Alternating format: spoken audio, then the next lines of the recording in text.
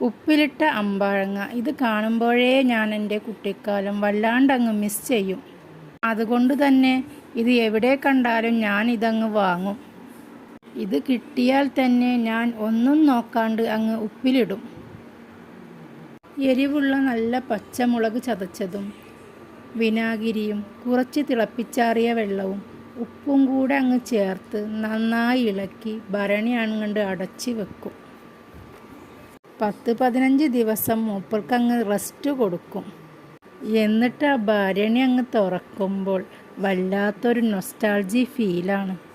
പണ്ട് സ്കൂൾ വിട്ട് വരുമ്പോൾ ബേക്കറി അമ്മയുടെ കടയിലേക്ക് ഞാൻ നോക്കുന്നതും സ്കൂൾ വിടാനുള്ള ബെല്ല് കാത്തു നിൽക്കുന്നതും വീട്ടിൽ നിന്ന് 2 രൂപക്കായി ഞാൻ കരയുന്നതും അങ്ങനെ ഓരോന്ന് ഓർത്തുപോയി.